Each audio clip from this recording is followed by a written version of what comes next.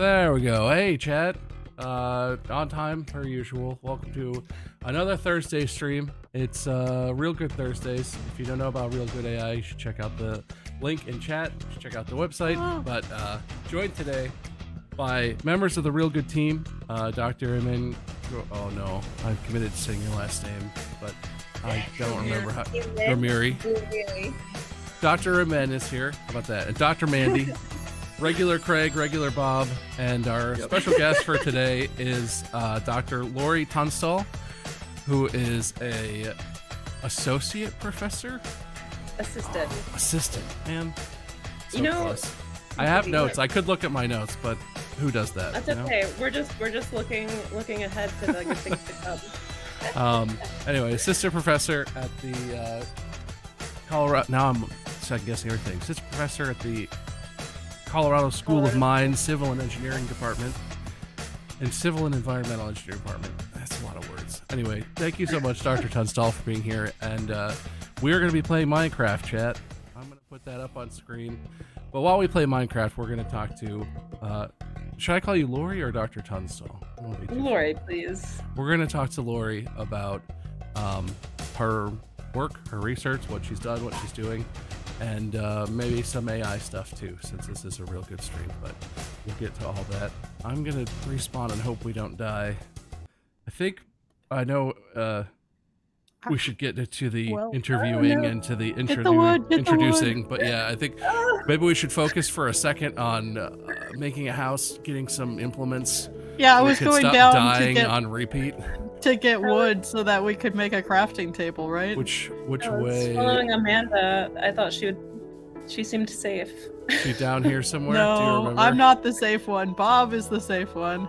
I'm about to die to a creeper, so ow. Oh, me too. Do you remember which direction she went? Oh, never my. mind. Okay. Ow. Oh, that's a creeper. Alright, hello. Alright, there's Bob. Follow me. Let's gather the crew here. Craig, come with us. Mandy, come with us. I'm coming. Oh, Lord.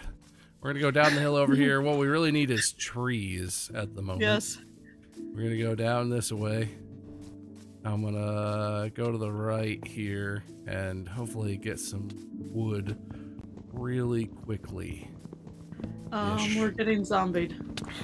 It'll be fine. It'll be fine. Oh no.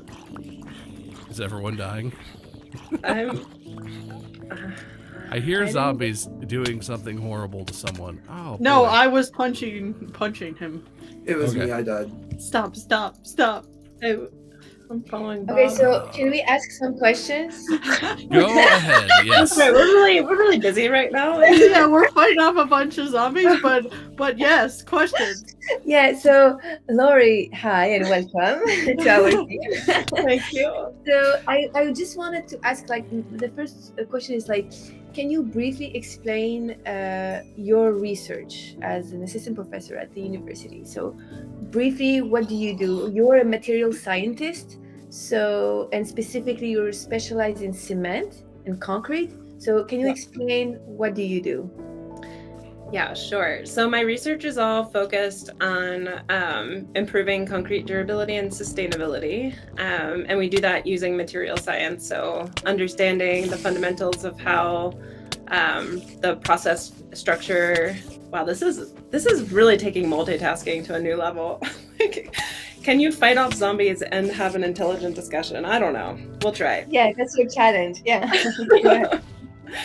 And so we're understanding how material processing works to impact the structure of materials and how that ultimately affects the performance. And right now, my research is primarily focused on incorporating a material called biochar into concrete. Biochar is a carbon negative material produced by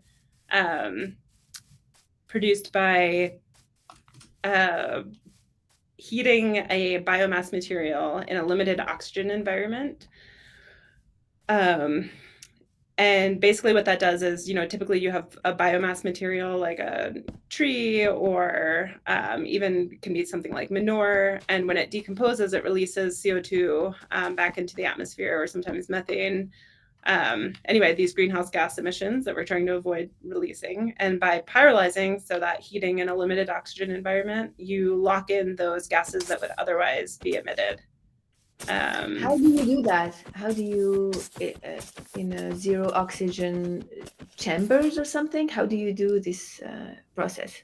Yeah, so sometimes it'll be under nitrogen flow, and sometimes it's really just in like a closed container that doesn't have access to continual oxygen streams. So just something that is closed off from the atmosphere. So it doesn't have to be sophisticated. There's all sorts of equipment. The most sophisticated are equipment that not only pyrolyzes the biomass, but also like collects things like vapors and oils that can be upgraded for fuels. So, wow, this is so hard to do multitasking. We should be safe for the minute. I turned it so you could talk without us being in So peril. let me break a little bit down what you said. So basically, first, cement and concrete. What's the main? What is it actually? Can you explain what is concrete? What is cement made from? Yeah, that's a great starting place, because a lot of people use cement and concrete interchangeably, but they're not. So cement is the powder that interacts with water, so it reacts with water. It's the material that binds all of the aggregates together. So I say, like, if you think about a cake, the concrete is the cake and the cement is the flour. So it's just one ingredient in the concrete. So concrete is made of the cement powder, water, and then the aggregate. So sand and coarse aggregate like rocks. And the cement is really the engineered product. That's the one that is really tightly controlled, and it is, as I said, the glue that binds everything together. So that's the one that's really like engineered, and the other ones are mined products or water. What we're doing is the whole product is the concrete. Right. Well, so like what we're focused on several things, but to start, biochar is a pretty diverse material. So it can be really variable depending on what the feedstock is, how it's processed. So one of the things we've been focused on is how do different characteristics of the biochar impact the cement composition, or the cement composite. So like mortars or concrete. I'm going to use mortars and concrete kind of interchangeably. The only difference is that mortars are like cement, sand, and water, and aggregate is cement, sand, and water concrete is cement, sand, and water plus coarse aggregate. So anyway, we're looking at how the biochar characteristics impact the cement composite. So once we understand that, then we're looking at how to control the biochar characteristics to optimize the performance in concrete, in a cementitious composite. So it's really like a very fundamental materials science problem. We're trying to understand how the biochar characteristics affect the concrete composite, and then how we can tune the biochar characteristics to optimize the performance in concrete. And the reason why... Yeah, I was going to say, the reason, why do you want to optimize the concrete here? Okay, there's a few problems. So one, concrete has a massive carbon footprint. So it's responsible for about 8% of global CO2 emissions. That's equivalent to all passenger vehicles on the planet today. So it's a huge impact environmentally. And so if we can... and how come? Because people envision a car polluting, okay, but how concrete has this environmental impact? How? So it's tied to the cement itself. So to make cement, one of the main ingredients to making cement is you take limestone, which is calcium carbonate, and you heat it to make it reactive, to make it the calcium oxide. And when you heat it, so you're taking calcium carbonate, converting it to calcium oxide, you kick off CO2. So that's one of the reasons why it's considered a hard to abate industry, because it's tied to the material properties itself. To make cement, you have to convert limestone to calcium oxide, and in that conversion, you're releasing CO2. So to offset that, we're looking at, there's a lot of people that are tackling this problem in different ways. Some people are trying to make totally different cement formulations. So okay, let's let go of the limestone formulations because that's problematic, and let's move to a totally different formulations. My group's philosophy is, I'm glad people are looking at that, but I think that's going to be an upward battle, because an uphill battle, because we've got all of this data for this limestone-based cement, and so if we start trying to create new types of cements, it's just we don't have all the historic data. It's going to be a challenge. And so our philosophy is, let's stick with the conventional cements that we're used to, and then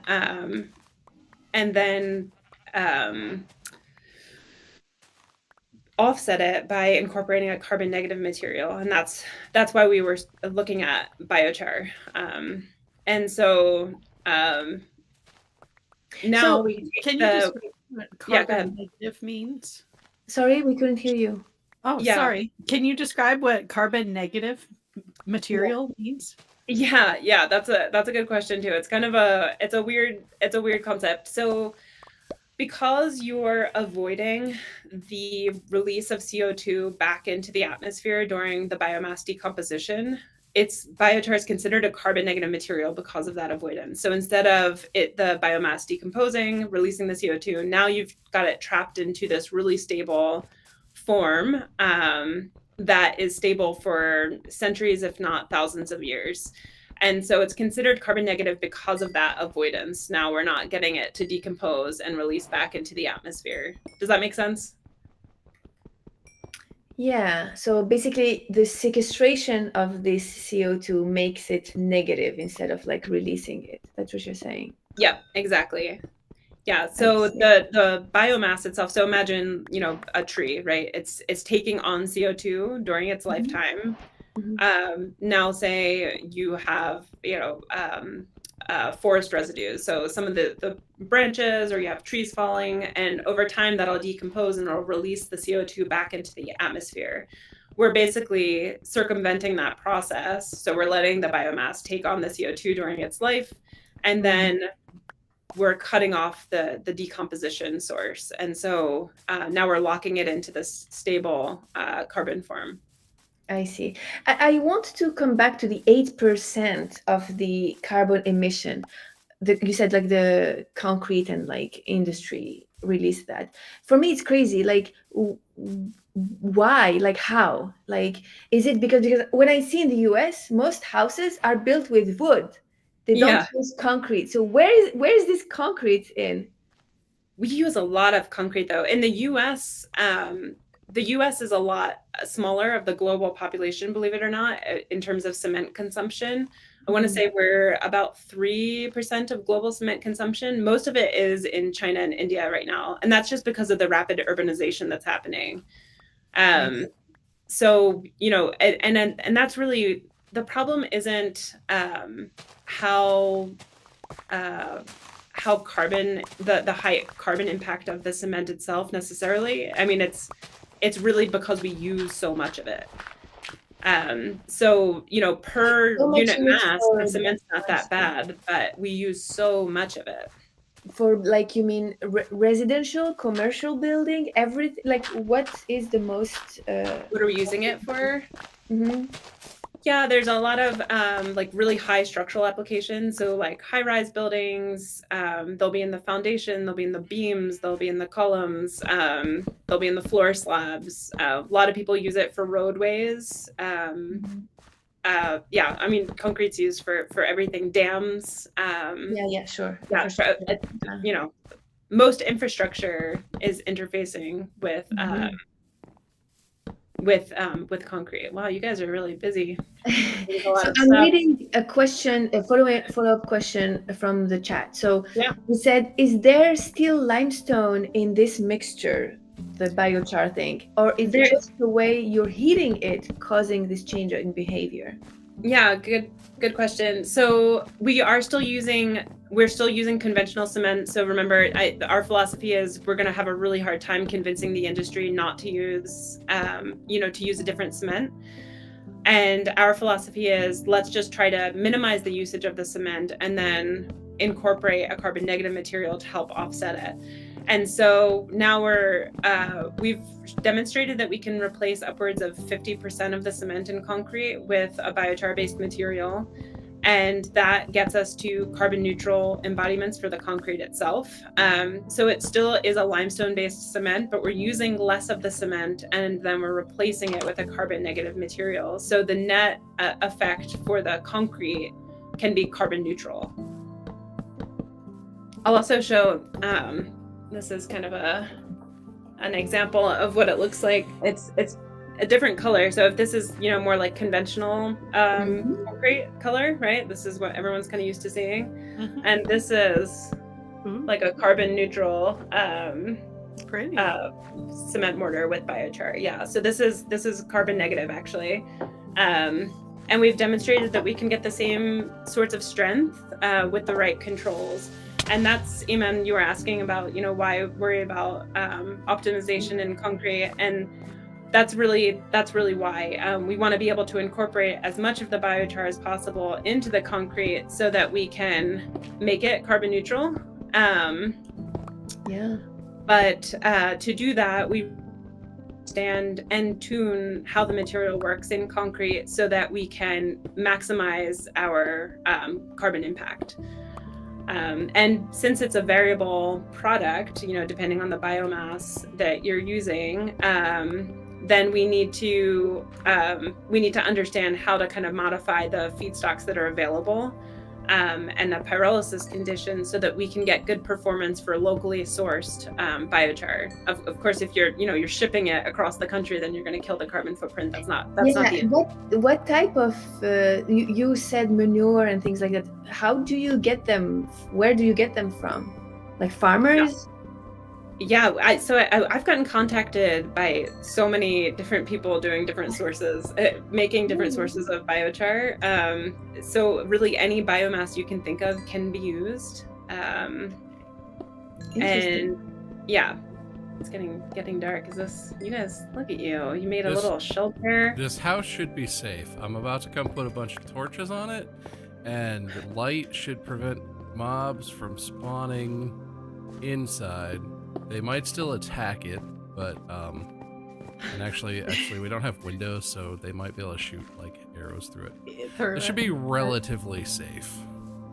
Wow, I'm so impressed. Oh, hey, look, a zombie. Ah. Shut the door. So I also tried to give everyone a diamond a sword. I may have cheated a little bit, but if you have a sword, you can equip that, and that'll kill things really effectively. Okay, cool. So I feel we have an expert in the chat that is interested into this thing. So I'm going to ask their question. So conventional raw meal, I'd imagine it would be hard to change. What they said, like, do you think with enough time we might be able to change over to a safer raw meal, whatever it means, for our future cement production? Yeah, and there are people looking at that. I think that's okay. That I have complicated feelings about this. Yes, I think that we can have other binder What is materials. raw meal? For me, raw meal is like a meal that is not cooked. What does it mean? Yeah, okay, good point. Raw meal it's like the sort of like the feedstock material that you would use to make the cement itself. So to make the cement, you're getting materials from quarries like limestone, clay, even like quartz, sand, and you're putting all this together in a really high temperature kiln to make the cement clinker that then gets ground to make the cement powder you're familiar with. So I think they're really asking about, the feedstock for the cement production itself. Mhm. And so I think they're getting at that question of, will we be kind of stuck with the limestone stuff forever? I think to a degree, yes, we'll be stuck with limestone forever. And the reason is because we need materials that can bind in concrete, but also that are really abundant and not expensive. And that pretty much leads us to limestone. I think we can get more efficient with it. And there's really cool technology coming out right now that is looking at processing things differently. So instead of having the conventional method where you're heating in a kiln, and releasing that CO2, people are looking at different sort of like electrolysis kind of synthesis of the materials that circumvents the release of CO2. People are looking at carbon capture of the CO2, but I think it's going to be hard to get around using limestone, at least to replace all of the cement that we use. We could probably get to alternative binders that replace a portion of the cement, but I don't think we'll ever get away from limestone-based cements to replace all of the cement that we use. It's just, we require too many. Okay. Another question is related to when you showed different type of like the classic cement versus the new one that you've been developing, where they said how that different color and finish would impact the function of the concrete. Right. Is it hot? Yeah, because especially with global warming and like this, what's the impact of this coloring, darker coloring to attract more heat? And is there any like functionality of it?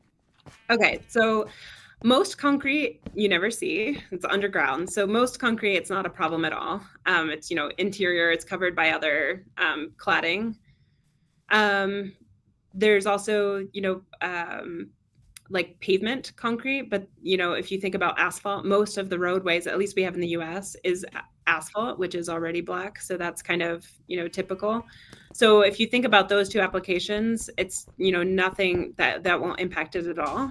But of course, there are some applications you can imagine where you wouldn't want black concrete. And under those circumstances, you'd either want to, paint it to reduce that, to reduce any heating effects, or you could use it, you could take advantage of it for, passive radiation for like heating water for your home or something like that. So I think there's ways to get around it.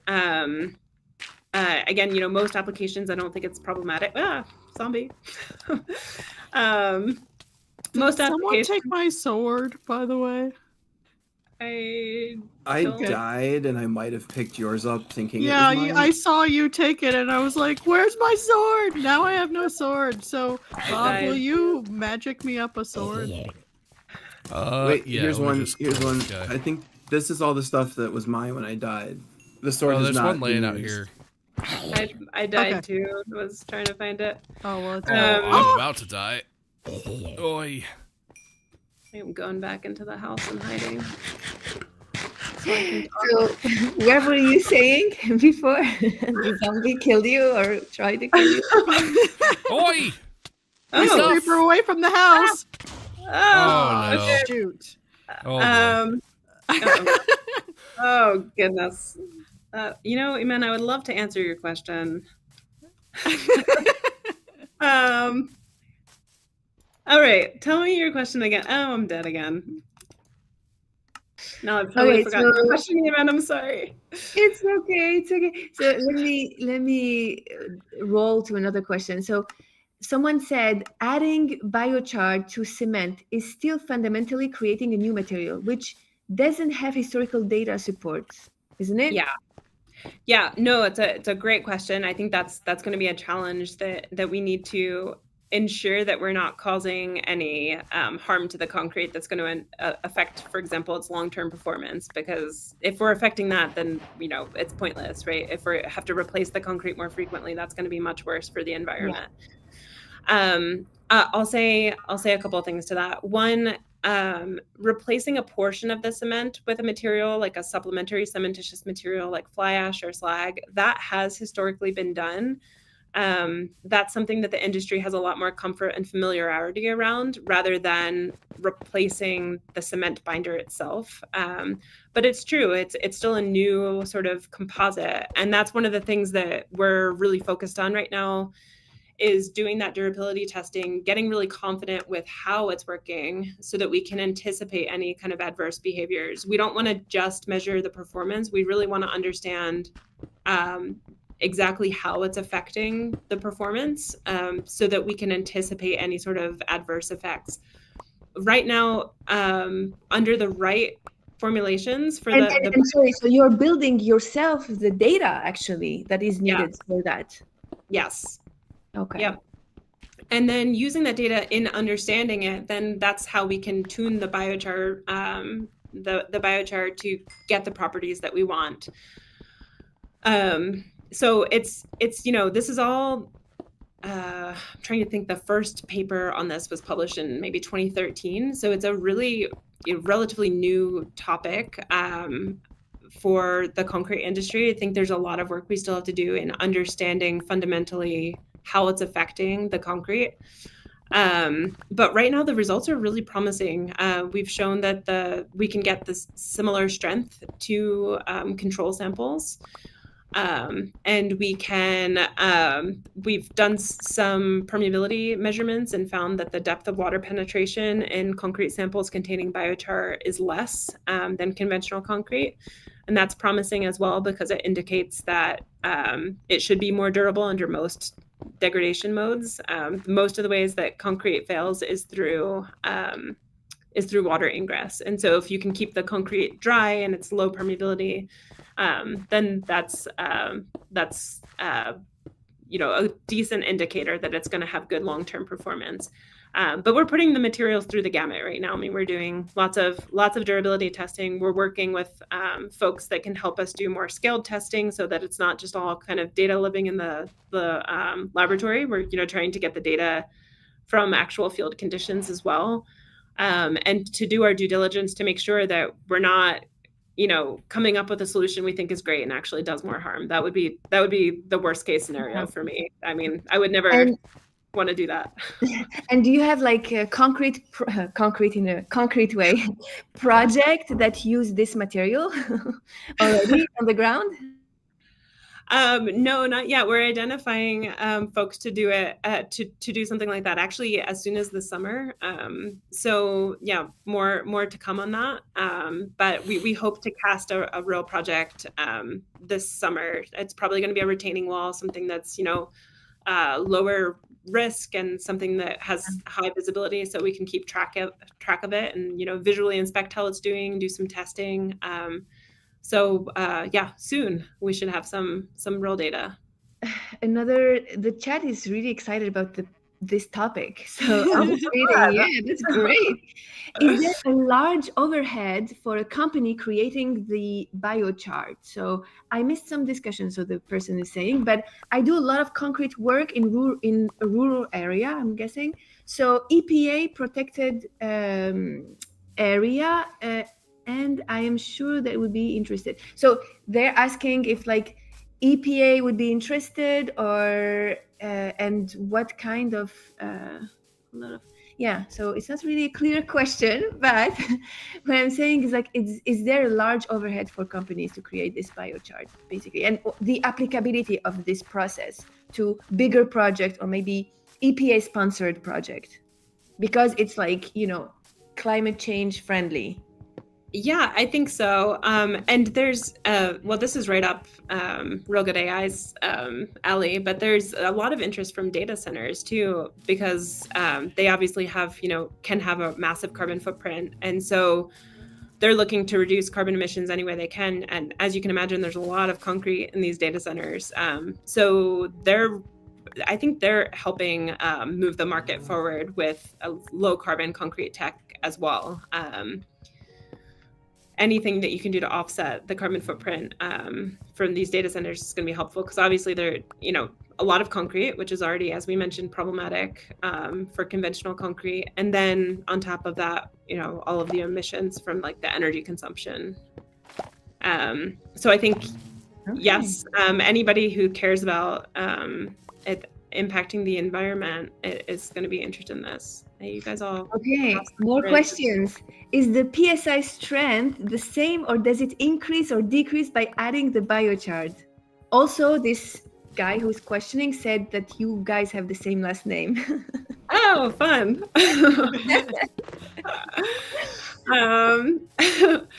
And so the strength is it really depends on the type of biochar. I should mention my university research has had some gotten to the point where we're looking to commercialize now, and so I've started a company that's commercializing this work.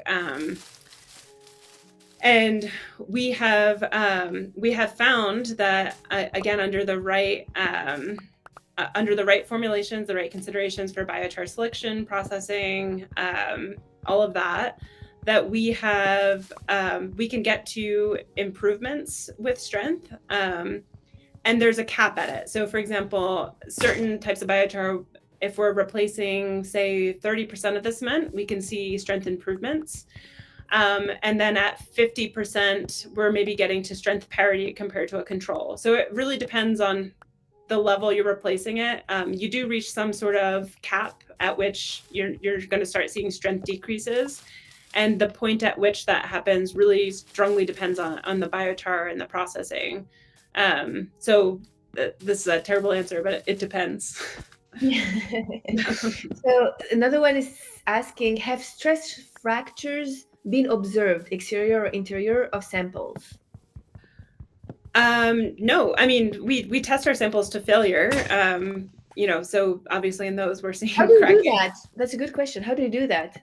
Yeah, so I'll show you an example that we would cast them into like cubes or cylinders, and then we have a load frame that puts a load on the samples and keeps applying the load until the sample cracks. And that's really how you measure the compressive strength of the samples. Oh, cool. So we haven't noticed any sort of cracking, except, the intentional ones we do. So no, we haven't noticed anything like that. Of course, all of our samples are in laboratory environments right now. So I think when you start seeing, for example, shrinkage cracking and things like that, it tends to be more for larger scale projects. So I think that's one of the things that we need to see when we actually cast something in the field. Like, just from what I saw, like frosting is a big problem in concrete materials, right? For sure. Yeah. And that's kind of what I spent my PhD on. Oh, great. Frosting, it sounds like it should be on a cake. Yeah. Cake, but also, so can you explain quickly what is frosting? How can it impact the concrete? And what are the new results that you observed of this new material reacting to frosting? Yeah, so you're talking about freestall cycles. So there's two types of freestall damage. One is internal frost damage, and one is something that we call salt scaling. The salt scaling only happens in the presence of salts, and that's a surface damage. So you'll see it on sidewalks anywhere. You'll get like little chips off the sidewalks if you're in a freestall environment. And your sidewalks get salted. You'll see it everywhere. There'll be like little pock marks in your concrete. So it is in cold weather you're talking. Yes, yep. So when you're talking about frost damage, always in cold weather, the areas that get the most freestall cycles are typically the most aggressive. So Colorado, where I live, is a really aggressive freestall cycle. We get lots and lots of freestall cycles each winter. And then, as I mentioned, the internal frost damage basically happens, concrete typically always has some moisture left in it, either from, snow or residual from when the concrete was made. And when the water in the pores freezes, now you're getting ice crystallization in a confined pore, so you have stress develop and it can cause cracking. It puts the concrete in tension where it's more weak. And so anyway, that's a whole field of study. The biochar concrete stuff, we have only begun testing on this. I can get into a lot more details on frost damage. I'm happy to if that's of interest, but we've only really begun testing it. Like I said, that the concrete is less permeable, so that bodes well for the concrete because water shouldn't get in as easily as conventional concrete. But I think we need to see how that plays out by subjecting it to both laboratory testing and actual field testing. Interesting. So talking about testing, so when we graduate at almost 10 years ago, that's crazy. Yeah. AI was not a big thing in a way of applying it to science. Yeah. It was like a science by itself, but we didn't see that many topics where apply AI. Nowadays, 10 years after, I cannot think of any scientific domain where there's no AI application. So material science comes over and over as like this new hot topic for AI, right? They are discovering new materials, testing, doing creating new ones anyway. And it's cheaper to experiment on that than doing experiment concrete experiment. So I know when you're in this field long enough, you totally stop using concrete in any other way except for concrete. We have to think about a synonym or something that I don't say concrete. I know. So speaking of that, how did you see, because you have over 10 years experience, how did you see the shift to the machine learning application in your domain, and how is it used? Do you trust it? Do you feel comfortable using it more and more in your application or testing and domain in research in general? And how do you see it evolving in the future as well? Yeah, I think it's a really useful tool. I'm seeing there's already some startup companies that have popped up that are really focused on using AI to improve mix design efficiency, for example. So, being able to improve cost of mixes and the carbon footprint of the mixes using AI and using all of the mix data that they've collected over time. So I think it's definitely happening in my field as well. For us, we've used it. It was a great tool for us when we were first starting to explore the biochar use in concrete, because it was such a different material than what we've worked with before. Every hypothesis we had on why it improved strength under certain conditions and not in others, every hypothesis we disproved. And we got to the point where we didn't even know what else to explore. We were kind of out of questions, out of hypotheses. We just really didn't understand what we weren't asking. And so for us, we use machine learning in collaboration with another group to help us understand what questions we should be asking and what other variables we should be curious about. I think you have to be careful with it, with over interpreting the tool. So for example, you need a ton of data for it to actually be predictive. And I think that's something that I've seen people kind of overestimate, and the predictability of the sample and or the model on a relatively small data set. Especially as a academic researcher, most of the time our data sets just aren't big enough to have a really robust model. And so you have to, I think, understand the limitations of the model for the application. So for us, at the time we were using it, we were really using it to understand what we need to be curious about. I think that's a great application for a small data set. What's the data pointing to? Use this to help us understand connections that we're not seeing. But I think for us to use it to be predictive would be a mistake, for what we had. So I think it's very powerful, but you need to understand the limits for the application and your data sets. And I'm really excited to see it pick up more and to be able to take advantage of it as a tool for ourselves as well. We're hoping that we can get to the point where we have enough data for it to be something that's a little bit more predictive and help it to inform what research questions we're asking. So yeah, I think it's great. I think it's a really great tool, but like any tool, you have to understand how to use it and what its limitations are. Yeah, so that's what I was going to ask you. Like, do you trust, like, do your researcher, your group trust the results like easily, or how what are the guardrail that you're putting in terms of like, does this make sense or not? So for us, because we're using it to figure out what variables we should be curious about, I think it's pretty harmless, because basically we use the data, we use the data, formulate new hypotheses that make sense based on like the fundamental science that we understand. Mm-hmm. And then we explore those hypotheses experimentally. So for us, it's, very low risk. We use it, like I said, to just figure out what we should be curious about, and no more than that. Long term, I would like to use it in other ways, and explore that further. And then I think there needs to be more guardrails.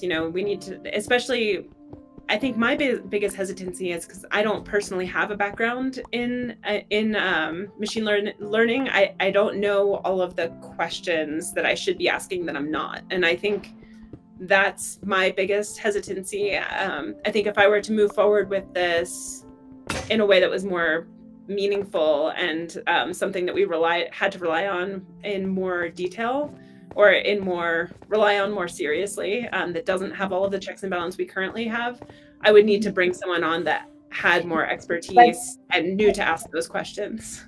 But at least it's reassuring to hear that from whatever models that you're using, there is always the experimental part of it that kind of validate whatever the findings are.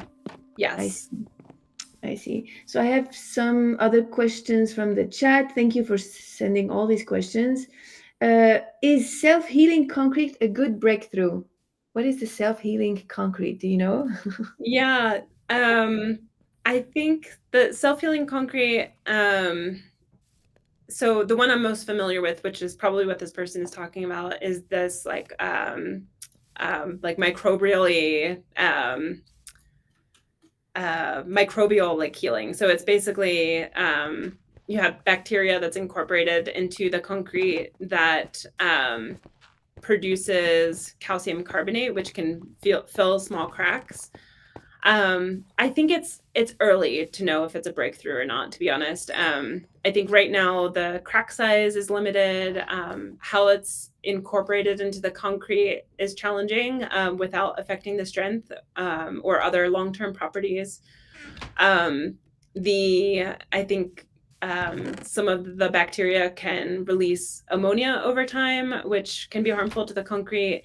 I think it's preliminary. I think it's a cool topic, and I hope that can be used to become, a really good solution. But I don't know that I would view it as a breakthrough yet. I think I would view it as a TBD, to be determined.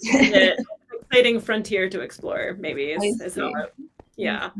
So another question, with rebar degradation in the concrete being a large contribution to failure of concrete, how does this new material, your biochar / concrete, does with this interaction with the steel?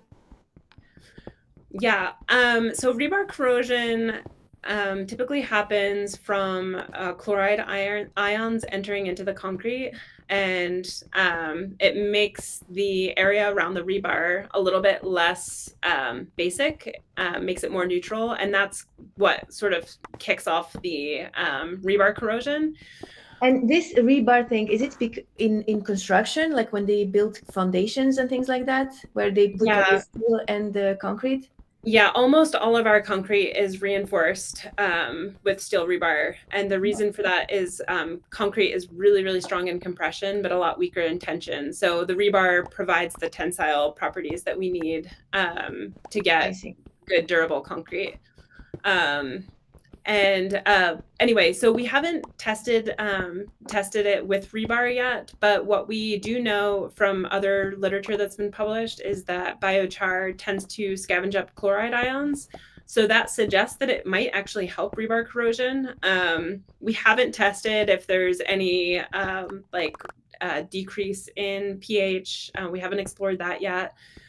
So, that could be a potential problem. But if the biochar is taking on the chloride ions, then it shouldn't be an issue for rebar corrosion. And I wonder, I'm kind of curious if rebar is going to be around long term. That's another one where people are really exploring lower carbon alternatives that are lighter weight. And so it's really a very specific problem to the rebar itself. But that's another one where, again, finding an alternative that has enough of that material and still has the same performance and low cost, I think will be a challenge. That's cool. Is the mass lighter than the traditional concrete with the biochar? No, not from what we've found. Well, the biochar itself is less dense than cement, but it also tends to densify the concrete. And so the combination seems to kind of match the conventional concrete strength. So yeah, there's kind of two competing effects, the lower density of the material, but then the densification of the concrete itself. Okay, another question from the chat. Wow, they are having it with the concrete. With current environmental trends, if the results of this biochar solution are positive, will the fuel costs also have the possibility to be offset? Will it take us less energy to produce in comparison to what we currently have as standard? Not sure I'm totally following on the fuel question. I'm going to take a guess at what they mean, but I might be wrong. I'm guessing they're talking about the efficiency energy needed, I guess. The energy to produce the biochar itself. Is that your interpretation? I think what they mean is there is a certain amount of energy that is needed in order to produce. Yeah, the energy cost to produce fuel, electricity, etc. Right. So it's specific to biochar, is that? So if the results of the biochar are positive, they said if you need less energy basically to produce it, are they offset? Okay. So I'm not as knowledgeable about the biochar production side, but what I will say is that the life cycle assessment for producing the biochar is still distinctly carbon negative. And so even considering the energy that's involved in producing the biochar, it's still very carbon negative. And part of the reason for that is that the pyrolysis process, that thermochemical conversion, is an exothermic reaction. So the reaction kind of feeds itself. So you kind of start the reaction and then it self-sustains. So it's a pretty efficient process. And then of course, if you are, have a sophisticated pyrolysis unit, then you can also pull off other energy sources like the bio-oils and the gas that can be used for other energy applications. So if that's what we're asking, that's how I would answer that. And I apologize if I misunderstood the question. Yeah, they said that's what they're asking. Okay, so, perfect. Another question, in bigger picture, how would you describe the general excitement for this research? Are we supporting in general this research, and we want to put this to build better concrete in general, or there is a kind of resistance to old school thing? We do the old school thing and we are not really open to these innovations. Yeah, it's really interesting. When I started my PhD, I would have said people are more old school and really resistant to it. But the industry has really shifted over the last 5+ years now. And I'm seeing a lot of people embracing innovation. Of course, it's still a conservative industry for good reason. We want to make sure that we're not doing anything that's going to cause harm to people, right? And concrete is used in a lot of life safety applications. So we need to be cautious, I think appropriately so. But there's a lot of appetite for this. One like anecdotal story I can share is I'm chairing the new ASTM committee for biochar use in concrete. And one, the concrete industry approved the formation of this new committee. And two, in our first meeting, it was really well attended. And there were really like no haters in the audience. I mean, there was some good pushback and good questions, but there was no obstinate resistance. And that's been our experience across the board. I mean, people want to make sure it's safe, as they should. But if you're answering their questions and you're showing that you're doing your due diligence to do all this testing and make sure the material does no harm, the industry is open-minded to it for sure. That's great. Would the makeup of concrete differ depending on the country due to environmental factors such as like weather? So like how the heat and cold affect the concrete differently, and what's the composition of the concrete will differ from a country to a country, or how is it?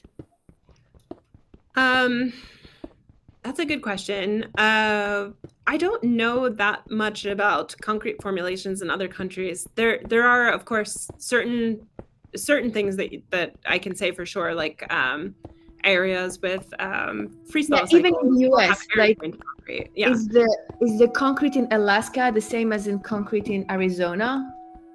I picked like extreme weathers. Yeah, no, that's good. I'd say, I mean, even in Arizona, there's some spots that get snow, right? So like anywhere if there's freestyle cycles, you're going to have, for example, air and trained concrete. The concrete's going to have to meet requirements for freestyle environments. There are nuances for sure. There's not that I know of it like anything like drastically different, but there are requirements for different environmental conditions for sure. And those are laid out in ACI codes, so American Concrete Institute codes, for like depending on what environmental conditions you have, your concrete needs to meet this class for class of like exposure conditions. So it needs to be able to, survive that. So yes, there are different classes. I don't anticipate being excluded from any of those classes of concrete. Right now we're demonstrating, structural grade concrete performance. But I think time will tell. As I mentioned, we're early in our freestyle testing, so we need to assure that depending on how that goes, maybe that would mean we're excluded from that application, for example. But right now, all of the testing is indicating that we're good for any kind of application that conventional concrete's used in. Bob, are you following her advice and building in concrete or no? What material are you using? Tech-wise, I think we're a little ways off from being able to make concrete quite yet. What's accumulating. The material? The house is built out of wood, but right now the main thing I've found is cobblestone, copper, and a tiny amount of iron. What do we need to make it? I think the biggest thing that we need... Actually, I don't know if that was even a mod or what. Chat, do you know, is concrete like a normal thing in vanilla Minecraft, or is that a mod-specific thing? Because I think there was like a mixer type of deal that you needed in order to... It's normal? Okay. Chat, do you know how that works? It's been a minute. I believe there's a mixer. I believe there's a tool which probably requires us to have a non-trivial amount of iron to produce. It's a block created when concrete powder touches water. Concrete requires pickaxe to be mined. Oh, so it's a type of block? You just mine concrete? That doesn't sound right. I don't think that's how that works. I mean, that might be how it works here. Science of this Minecraft. Yeah. Hey, but it would be carbon neutral. Concrete Minecraft block right here. So we have another question of another material scientist, apparently. Water pen is a huge issue in rebar corrosion. Are you aware of any advancement in making rebar obsolete? So I missed the first part of the question. Water pen is a huge issue in rebar corrosion. Water penetration. Yeah. Water penetration, yeah. I'm hearing a ton about fiberglass rebar. This is a little outside of my expertise, so I don't want to speak out of turn. I'm a lot less familiar with like supply chain, and I don't know if the supply or the I don't know enough about these alternatives to know if it can meet the demand for reinforcement like steel can. But I am hearing a lot of alternatives being discussed more and more, with a lot of advantages and no obvious drawbacks, except maybe the total supply of it to meet the supply of all the concrete industry. Yeah, I'm sorry, I don't know much more about that topic. That's okay. So kind of branching out here from that. So additionally of being a professor at the university, you are also an entrepreneur. And you started a little company called 012. Yes. And I would like to know more about it. 12 from carbon. That's what you said before. So 0 carbon emission, I'm guessing. And can you introduce the company? Tell us what it does and how it works. Go ahead. Yeah. I would love to. So 012, zero, it's standing for zero emissions. So the 12 is the atomic weight of carbon. I think I'm breaking a block with an apple right now. That's not going to work. Anyway, and the company is really focused on commercializing my university research. So based on all of the understanding that we've gotten over the last several years of research, now we're looking to be able to produce biochar, use locally sourced biochar that we modify to get good performance in concrete and maximize the environmental impact we can have. And so right now we are raising funds to build our first commercial facility. And at that point, we will be able to sell kind of meaningful quantities and actually do some projects. As you can imagine, for concrete, the scaled up version is quite a bit larger than most scaled up versions, because even to do a small project, you need a lot of material. So that's kind of our next stage. What would you envision making it more available to everyday people who want to use concrete for their own project, like personal project and things like that at some point? Yeah, we're looking at Home Depot. Yeah, we're looking at everything. We are talking to folks who have connections with like bagged product manufacturers. Yeah. And so that would be something we would love to do. It's also just a really cool color. So if you're looking to make a carbon impact and be able to show that you've made an impact, I think that could be appealing. Just for the story and the messaging, and inspire other people to be thoughtful about that. And it's also just pretty for crafts. So I think it would be nice to have the homeowners have access to it. We've go ahead. Yeah, so tell us more about the challenges, because it's kind of it's kind of unusual to start from academia and go into entrepreneurship and startup kind of thing. So how was it to kind of start the startup off the ground, and what were the challenges? It's really scary. It's just you're doing something that you have never done before. There's a lot of discomfort with all the unknowns and all the things you don't even know to ask. It's one of those things that at least for me, I was so unfamiliar that I don't even know what I don't know. And that's just kind of an overwhelming feeling. And that there's a high chance of failure, and that's uncomfortable also. But it's been also really rewarding. No matter what happens from this, I do feel like it's made me a better researcher, a better communicator, a better proposal writer, because I'm so much more aware of what the industry needs now than I was before as just an academic researcher. I'm talking to people who use the material all the time now, and I'm talking to ready mix producers and contractors, and I've broadened my exposure to the industry so much through this process, that it's been really eye-opening and like super enriching, I would say. So no matter what happens with it, it's been really good. I'd also say that Colorado School of Mines has really good entrepreneurial support for faculty. That's something that they've been really intentional about cultivating in the recent years.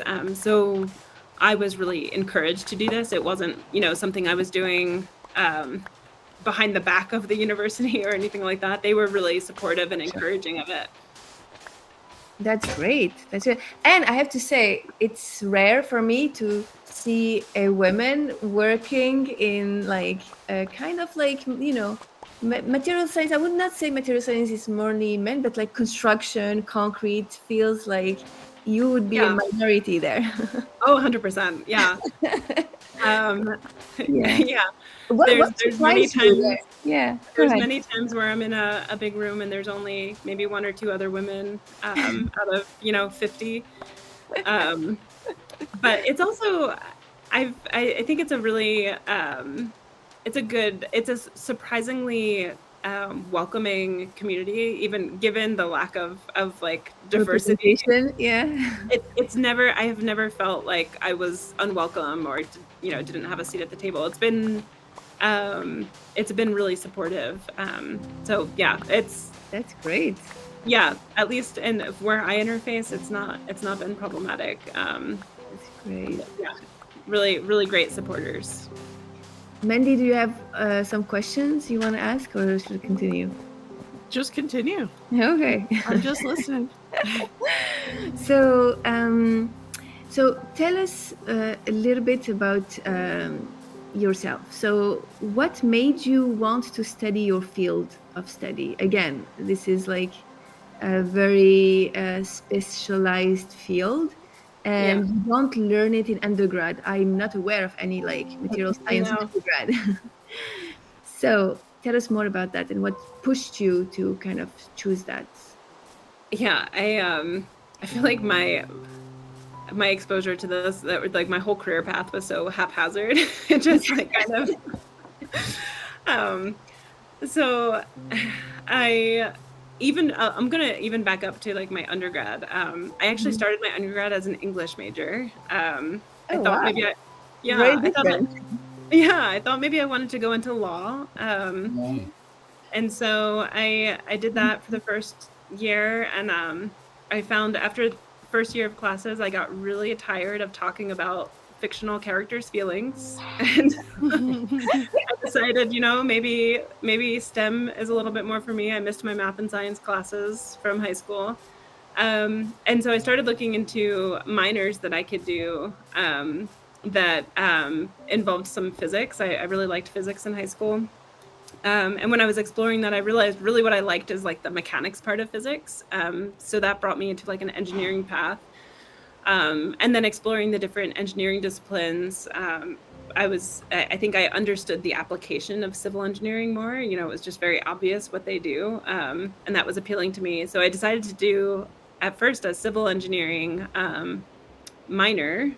And then I liked it so much that I just made it into a major instead. And so loved my coursework. But then when it came to the field of civil engineering and actually doing the work of a civil engineer, I liked that a lot less. So I had a few internships that I didn't love. Why? Why? What made you not liking it? I just personally found it boring. I don't know. I think I really liked my learning more than I really liked the classes. I liked learning something new. And then when it came to implementing it, I found it, repetitive and not as much fun, not as much challenge, not the challenge that I enjoyed. So this is end of undergrad. This is after the undergrad. Yeah. So I took a job as a construction estimator for a couple of I don't know, I think I lasted 9 months, and then I thought maybe I wanted to teach it since I loved the courses so much.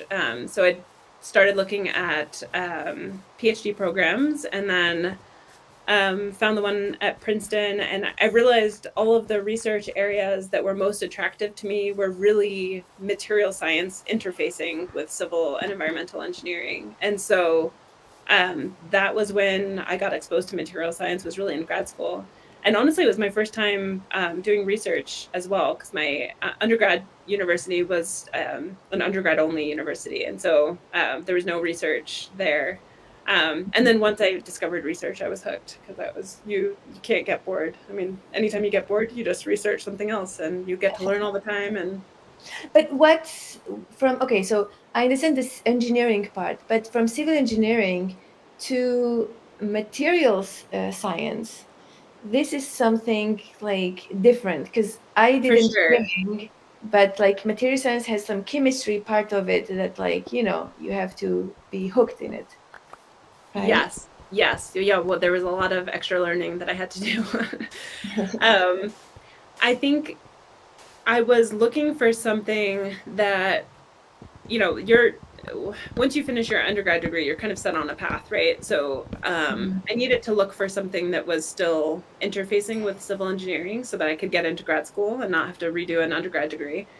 And then the areas that I thought were most interesting for civil engineering research were really material science research. So, for example, my PhD advisor, George Scherer, he was a professor in the civil and environmental engineering department, but his whole research group did material science work. And, you know, like most materials, all material science, I guess, it's an interdisciplinary field, right? You're doing material science, but you always have a field of application. So, you know, your field of application might be chemical engineering, it might be mechanical engineering, it might be civil engineering. It could be machine learning also. It could be machine learning, yeah, exactly. Yeah. And so my field of application was civil, but then the actual, you know, science was material science. So that's how I landed there. It was, again, sort of haphazard. It was really, I just liked the research topic. I thought it was really, really interesting that, you know, here's this material, concrete, that we've had around for centuries, and there's still so much that we don't understand about it. And that was kind of fascinating to me, to kind of go deeper into a material and understand why it's complicated, and then to try to control it. So yeah, that's kind of how I ended up there. Interesting. So what was your favorite class during that time? What was like the favorite part? Yeah, I think it was my my first grad class of material science. I forget what it was called. Maybe it was just Introduction to Material Science. I don't remember, but it was the course George taught. And I think that was really eye-opening to me, just to understand how, yeah, I don't know, it's going to sound so redundant, but to understand how materials work, you know, and to understand what material science is and how much control that gives you over the final performance of materials. You know, I think before that, I really took for granted that, you know, material is what it is. You just, if you don't like the performance of this material, you use a different material, and that you get the performance out of that. And it wasn't until this course and my research that I discovered, like, no, you actually have a high degree of control over the performance of materials. You just have to understand the fundamentals. You have to understand how the process and the structure affect performance. And then once you understand that, you can tune the process and structure to get the performance you want. But my question is like more specific, like why concrete? I remember, so you and I went to the same grad school and we met there for disclosure. Yeah. So, and I remember George group was all women, and all doing material science, specifically concrete. I remember we were calling you George Angels. Yeah, he's a man of good taste. What can I say? Yes, but I was always curious, like concrete in material science, I would not think concrete as like one attractive, like you were always doing some cooking of the cement and stuff. And I remember the lab, it was a mess everywhere. And anyway, so what attracted you honestly to that? I don't, it's a really funny question. I mean, I think really what attracted me was just, it was a civil engineering application of something that was a lot more fun than the civil engineering design I had been doing. But I think what kept me there, this is going to sound really weird. And the people who love concrete get it. And then everyone else is just going to think I'm a huge weirdo. I love the way concrete smells. There's just something, I don't know, it like reminds me of like my childhood playing in the basement. I'm not sure. There's just something like nostalgic, and it's like grown up mud pies, you know? Okay. You know, I don't know, you're either a kid that played in the mud or you're not, I guess. But if you're a kid that played in the mud, it's like, it's grown up mud pies. Like, it's fun, you know? And then interject a lot of fundamental science in it. Now you've got this like fun moldable material that you can control for like specialized applications. I don't know, it's pretty funny, man. Yeah, I trust. I give it to you. That's fine. It's dirty, you know. It's dirty fun. It's fun. Right everywhere, and anyway, but that I understand. It's like your Madeleine of Proust. You know, it's an expression meaning like something that always reminded you your childhood and things like that, and it kind of guides you through your career. Interesting. Yeah. So do you spend a lot of time in the lab actually working with the materials, or what's your day-to-day look like?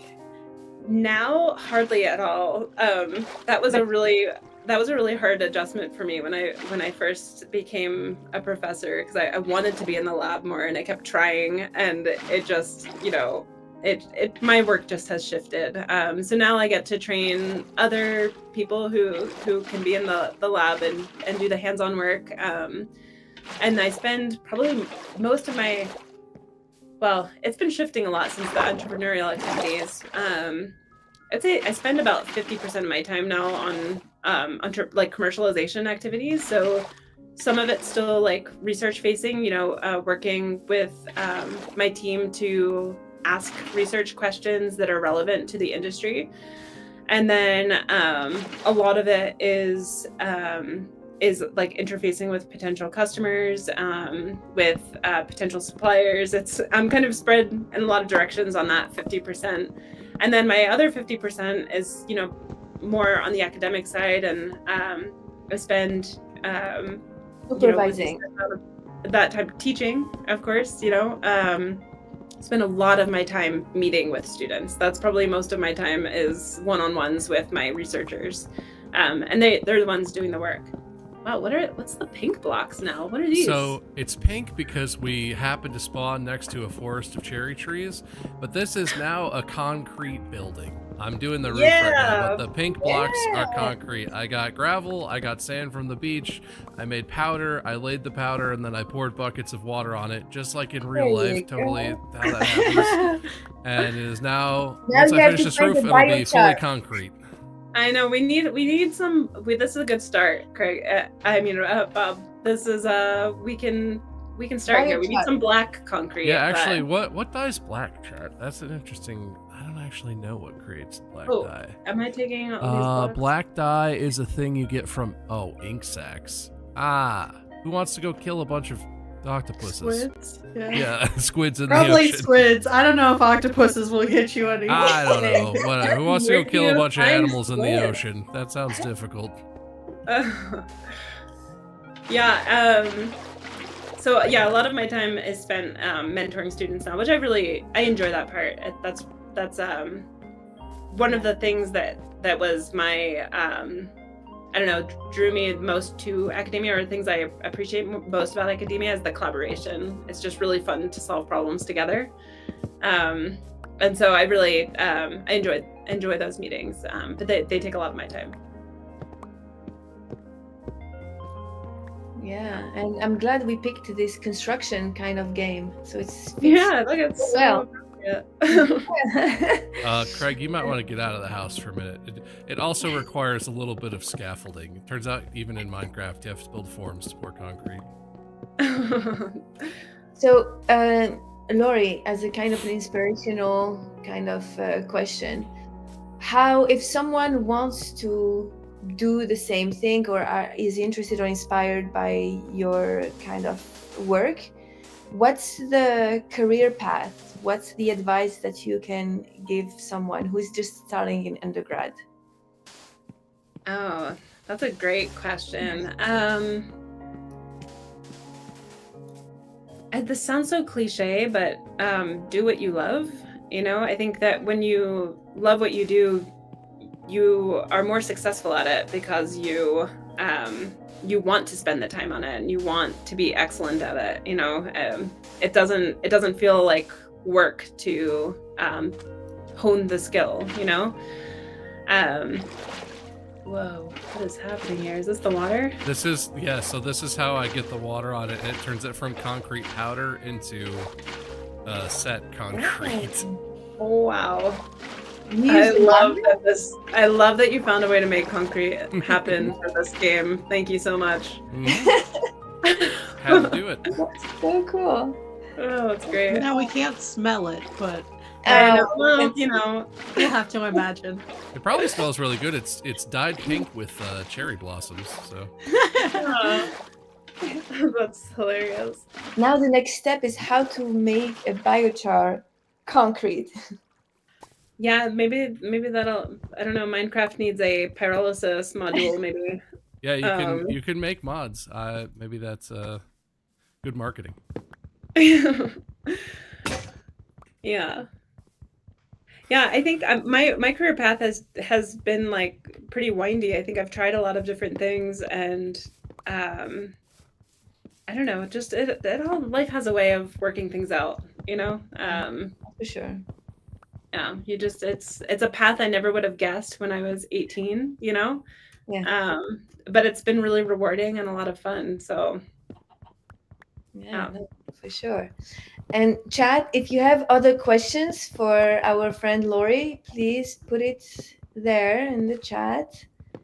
You have been really, really interested and hooked on the topic. So I'm just so glad. Seeking around. Would new industrial equipment, here's a question for you. Would new industrial equipment be needed to produce this new variant within the production process to get this new dry mix? To produce biochar, yes, and you'd have to produce the biochar, which requires a pyrolysis unit.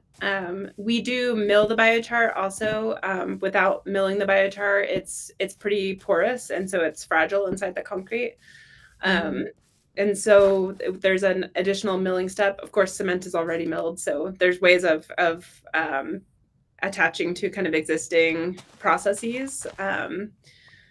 But nothing major, at least not right now. I mean, we're still early and we're refining things, and there, I guess, could be a potential where we'd have to add something to our process. But the goal all along, my research has always been focused on doing research with line of sight to application. So we want our research to be as implementable as possible. We don't want any barriers to implementation. So that includes process. We don't want to add a bunch of extra processes or a big additional infrastructure demand. We don't want to increase costs significantly, or really at all. And then, of course, we never want to increase the carbon footprint. We want to reduce it. So all of any kind of final solution has to have all of that in mind, for us to at least feel like we've been successful. Very cool. Very cool. Another question from the chat: what kind of volumes this material will be able to produce? So right now, estimates have biochar production in the U.S. at 1 million metric tons a year. To put that in context, cement in the U.S. has a demand of about 100 million metric tons, and so it's a lot less than what we would need. I think that's a good problem to have because it means that we could create a market for biochar that's a lot bigger than what it is right now. And that would allow us to sequester a lot more carbon. But of course, the industry has to get there. With my startup, we're hoping to partner with existing biochar producers, but if the industry can't or doesn't want to scale to the level that the concrete industry needs, then we'll get into producing the biochar ourselves to be able to meet the demand of the concrete industry.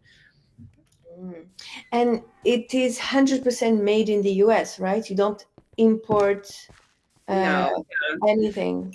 No, I think you'd have a really hard time getting that carbon negative benefit if you're importing.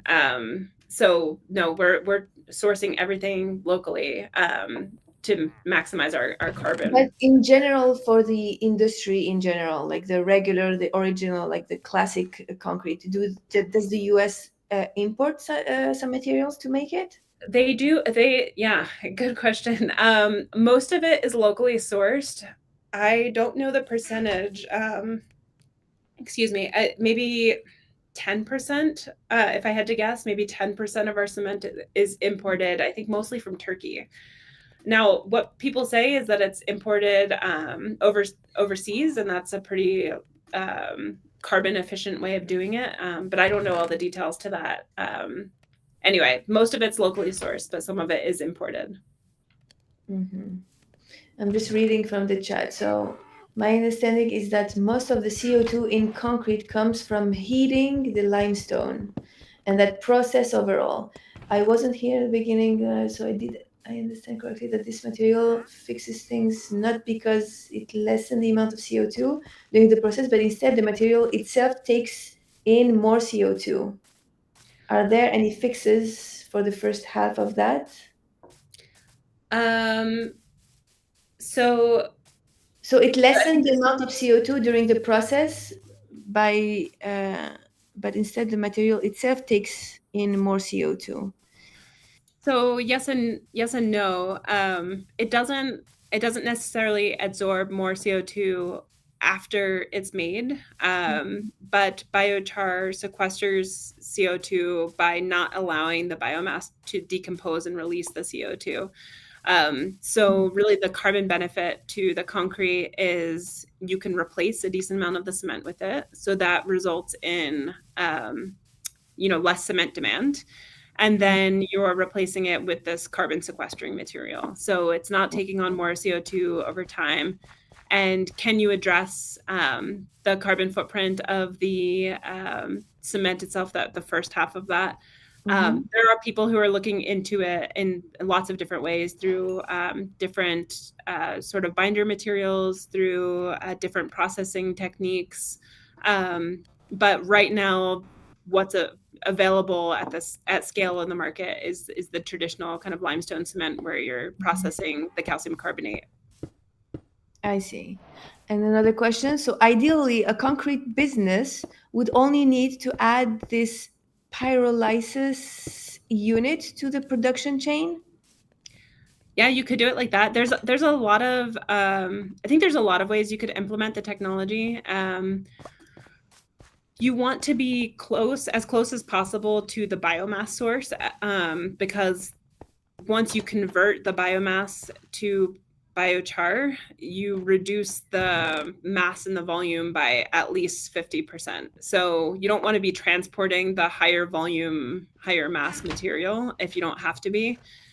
So I think that it's probably more likely that the pyrolysis unit would be co-located with wherever the biomass source is. So it could be, a sawmill. It could be a waste processing plant. It could be, at a farm. So I think that that's probably the best location for implementation, just to reduce the transport burden. I see. So another question, which I wish not upon you, but if you have to rebuild your house tomorrow, let's say, would you use concrete or still keep it only for the foundation and still put wood? Ooh, good question. I guess it would depend for me how expensive it was. Yeah, that's a good question, actually. Return it to you. How expensive this will be? I don't know. I mean, I don't know enough about wood construction to know. I don't know how to compare it. But the concrete material that you are advocating for, is it more or less expensive than the regular concrete? Yeah, so most biochar sources are pricing biochar at higher, significantly higher price points than cement. And that's part of what makes my startup 012 unique, is that we have found a proprietary way of getting that cost way down. And so... how? By doing what? What's made it down? So I can't share too much, but it's basically you have to identify biomass sources that are that cost money to dispose of. So any biomass sources where you're paying to dispose of them, that becomes cost competitive. Because you save money on the disposal. So that's kind of the mindset behind it. But that's probably instead of buying it, you're paid to kind of take it away. Yeah. Yeah. So that's how it becomes economical. But we are planning to price it at similar pricing to cement. So it should not be any additional burden for folks. That's, again, our philosophy is try to make this as easy as possible for the industry to adopt, and price has to be a consideration for that. Whoa, this looks awesome, you guys. Yeah, I was seeing like we've got a castle now. But regardless of the money expenses of like building a house with concrete versus wood, would you build a house in concrete? I think it depends. Because it's very rare in the US. I've never seen up to now a residential house in concrete completely. Because in Europe, I only see houses in concrete. Like I don't really see wood. So I don't know, to be honest. I think externally, I like the concrete. I like the concrete aesthetic. Interior, I feel like it would maybe be hard to like hang anything on the concrete wall. Oh, sure.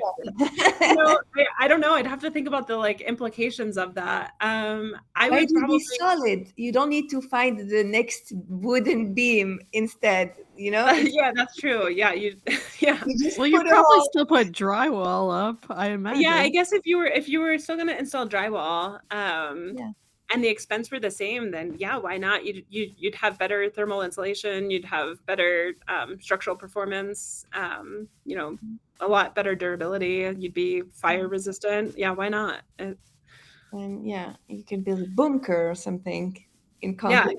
Yeah, that's true. There is a coming field for it. Yeah. I see it. So, Bob, if I'm stuck endlessly in a cave, is there any way to get out? I'm like swimming in the bottom of a cave somewhere and I can't get up. Can you break what's above you and scaffold your way up? I am like super deep. I forget how to check how deep I am, but I went down for like most of this time we were talking. Did you find anything good? I found like a ton of materials, and that's why I don't just want to kill myself so that I'd respawn. Maybe we can do some testing of material with our professor here. Oh no, I teleported me to you. Oh, hello! Oh no! Stuck down here. Figure it out. Welcome to hell. See ya. Bye. Hang on. I'm getting there. Oh, that's funny. Could you type /TP Muyskerm or Craigums, since there's no numbers, and see if you can come up here. Incorrect permission level. Chat, do you know is there a command to TP here? TP here. Stupid syntax. I'm not a coder. If only there were some coders here. I'm not playing, so don't blame me. I have a couple questions to kind of finish up with. What's your favorite sci-fi or futuristic depiction of AI, or any sci-fi show or book? Favorite? I don't know. They're all kind of horrifying. So you're not into sci-fi? I mean, for AI, I feel like it's always like we've built machines that have killed humanity. I don't know that I like the sci-fi depictions of AI. Thank you. Welcome back. Thank you. So, do you use AI in any other application of your life? Yes. Or do you like stay away from it like completely? Like AI is everywhere. So like for example, if you are like in social media, you have like algorithms that track you and stuff like this. Or if you are a big Amazon purchaser or something like this. Or if you're like, for example, your kids interact with it, or your student, you let your student use ChatGPT or something. I use ChatGPT. I do. I use it a ton now. I was kind of resistant to it at first. I don't know. It felt like cheating or something to me. But then I realized, again, it's a tool. We should use tools. You just use them the right way. And I use it a ton now. Let me guess, for proposals? Yeah, for proposals. And specifically, I would say I ask for suggestions on how to rewrite what I'm saying for impact and clarity. That's like always my prompt is like impact and clarity. And sometimes I'll give a prompt to like reduce word count if I'm above a limit. So I really use it for introductions and conclusions a ton. Saves me so much time. I have used it on occasion for like sensitive emails, where things where like I've written and I'm rereading it. I'm like, that's coming off more abrasive than I mean it to. And things that would take me a lot of time to like think through and consider like, okay, how should I write that? What do I need to change to make this sound nicer? Now I can just put it in ChatGPT and give it the prompt and it rewrites it. So there's things like that are just big time savers that I really like. No, that's good. As you said, as a tool, that's totally fine. It's not like write me a proposal and then we'll wait for the proposal to kind of pop up, for sure. No, and anyway, I don't know if you've I've like prompted it for I use it enough now that it kind of knows my story. It knows like my entrepreneurial activities. It knows my research pretty well, right?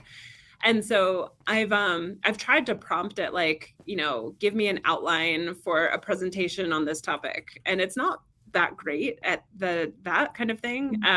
Like the open-ended questions. I don't think it does a great job with that. I think that's where like human creativity really comes in helpful, But I do think it does a really good job with specific like refinement questions. Yeah. That's where I probably use it the most.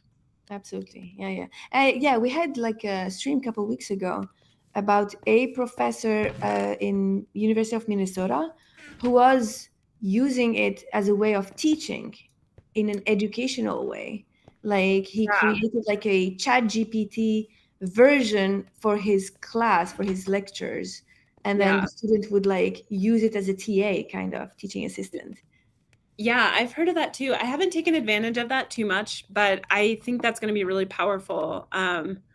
One thing that I know I have a colleague that has done, I'll probably do it in the future, is to, for example, take student comments in the course evaluations at the end of the year and like bin them in terms of like what's the most, you know, what kind of comments did I get the most, and also like filter out the inappropriate ones that are just like, you know, you don't want to read. Inappropriate ones. Yeah, on occasion, amen. On occasion, and so you know, I think that would be like helpful and also less traumatic, you know, because I do like to read the comments and get the feedback and try to make improvements, but you know, some of them are like more emotional work than it's worth. So having the ability to kind of process that for me and to highlight, are you riding? I didn't know you could ride animals in Minecraft. You need a saddle, right? Oh, I have so much to learn. We hooked you with Minecraft. Now you're going to play it more and more. Oh my gosh, I'm riding a donkey. I'm so happy. I don't know how to move it. Can you move it? It just does what it wants. That's okay. It can't move, no. All right. Well, it's less exciting than I was hoping for, but it's fun. A donkey. It doesn't move. Yeah, the wrong animal. That's funny. How many can you ride all the animals? There are sort of arbitrary limits, but you can ride a lot of them. Or they could be your pet. You could saddle a pig. I think you can ride a pig. I don't know. Huh. That's fun. Seems a little small for that. I don't know. That seems mean.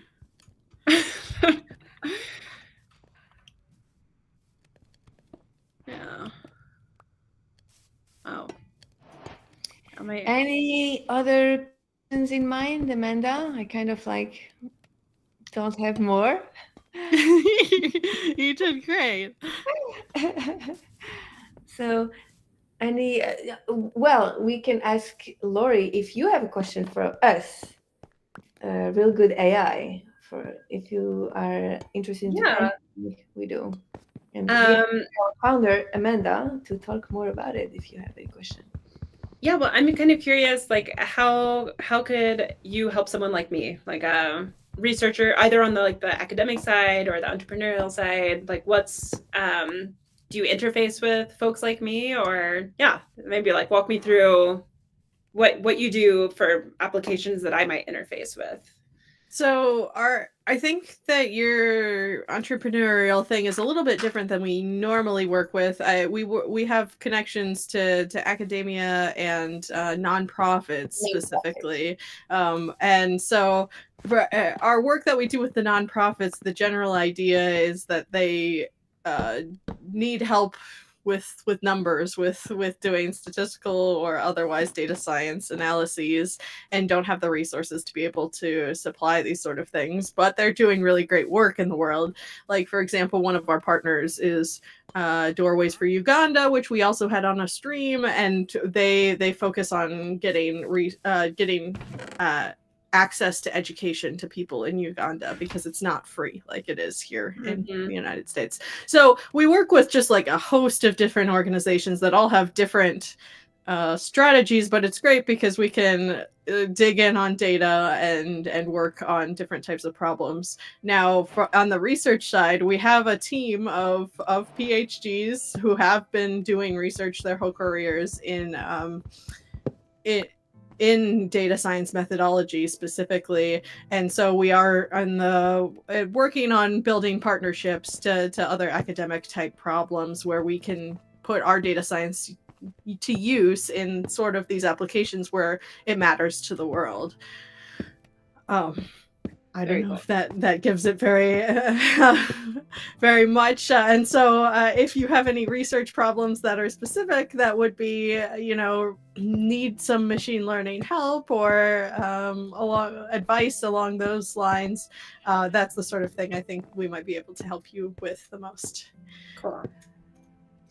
I have another question too, that I think, especially with the way the world has shifted in like the last 5 or so years, it's seeming more and more important for really like everyone to have some capacity for data science, either, understand it enough to ask the right questions, or, to interface with someone intelligently, or maybe even do some of the work themselves. So do you have a recommendation for someone like me who might want to learn a little bit more about it, doesn't necessarily want to, redo any degrees, but get a little bit more informed about it and maybe build some kind of baseline competence?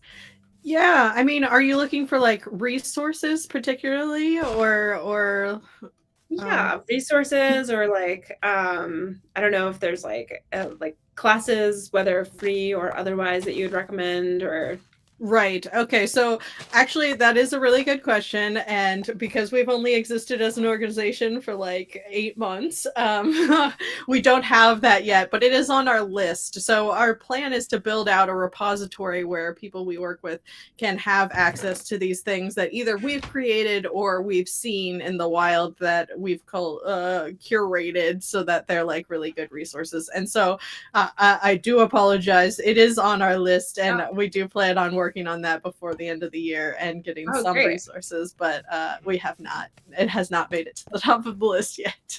Yeah, well, I'm glad to hear it. That I think that'll be useful, certainly to me, but I'm sure to many people. Yeah, but we are also the resource for collaboration and research collaboration also with academia.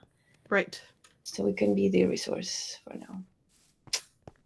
Yeah, cool. That's great. That's very helpful. Yeah, because there actually is a lot out there online, right? So there are just like dozens and dozens of these. Like I accidentally opened one once and I was like, oh, I'll just watch this really quick. And then I realized it was like a 20-hour long video. And I was like, oh my gosh, who has time to just sit and watch all of that? Even to curate that is like a huge Herculean task. But the problem that we're seeing, I mean, we're sort of, I don't know how much Amen has spoken to you about this, but we're relatively anti the mainstream version of machine learning just because of what you mentioned, where it is so data hungry and it is so computationally expensive. So we advocate more for more statistical like machine learning, which is rarer and more difficult to find. So we're relatively picky is I guess my summary there, but not that other machine learning can't get you some of the help that you need, and you would be building it likely for like a specific problem on a specific data set, but with a limited data set, it's likely a GP might work better for you than traditional machine learning. And so we'd love to talk to you about that further. And actually, Amen and I have experience doing that directly. She just disconnected? Oh, too bad. Sorry. No problem. Connection. Is she okay still, Bob? Yeah. Okay. Oh, my console battery is low. Better. What did I just harvest? Pointed dripstone. Man, I haven't played this game in a minute. Anyway, I was just telling you to say that the type of machine learning Amen and I have done, we've done in material science applications before, and it's been relatively successful with these small amounts of data. Yes. Just throwing it out there. So. Oh, great. Yeah, that's great. So we have examples and like connections to build. But that's great. That's great. Well, yeah, would love to chat more about that. And I think yeah, like we're doing stuff through collaborations, but I would love to point like my own students to resources. I obviously don't have the expertise, but would love to have my students develop that expertise, especially as it becomes, a more and more critical skill set to have in our world. I mean, it just seems like everyone needs to at least have some sort of like baseline understanding of it, just to know what questions to ask and what the limitations are and things like that. Absolutely. I feel like there's been this long conversation in the math world that hasn't made it to like mainstream about whether statistics should be the like high school capstone as opposed to calculus. Yeah. And maybe it's just in addition, like maybe we don't need to transfer it out. But definitely in this world of AI, I don't think that there's a way around having statistics or otherwise AI be an important part of that conversation in their education for everyone. Yeah.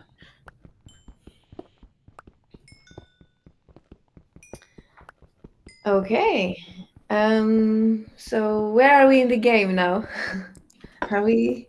Well, Craig didn't brag about it. I don't know if it's Craig or Mandy, but someone made a nice little waterfall situation.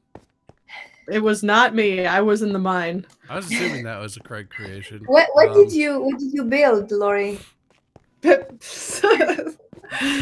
Man, listen, I tried to talk and build at the same time, and it wasn't working. So Ow. Did you fall in the waterfall? A little bit. I'll be fine. So I've been walking around with an apple, I think, for pretty much this entire time. I crafted something. I think I killed a zombie early on. Well, we have a beautiful pink concrete house, so I'm calling it a win. Yeah, I was a very happy bystander in this process. Yeah. But that's great. That's great. How do you? That's so fun. Emote. Listen, I think I might need more Minecraft in my life. That's what I've learned. Well, thank you so much for joining us. It was a very interesting conversation, and chat was super into it. So, yeah. Oh, yeah. So glad. Everyone loves concrete, you know. Yes. Oh, Bob. It told on you. It told us. Craig's fault. Potentially. Craig's waterfall is very unsafe. It's pretty cool. Where is the waterfall? Here, come with me. So I can also fall from a high place. Yeah, well, maybe. Oh, Craig, wait, where is it? Do you know how to get down there, Craig? I've lost down my the place. Oh, it's a. Oh, I went through the mine. That's how I got down there. Yeah, it's down the mine. If you come over here, you can see it.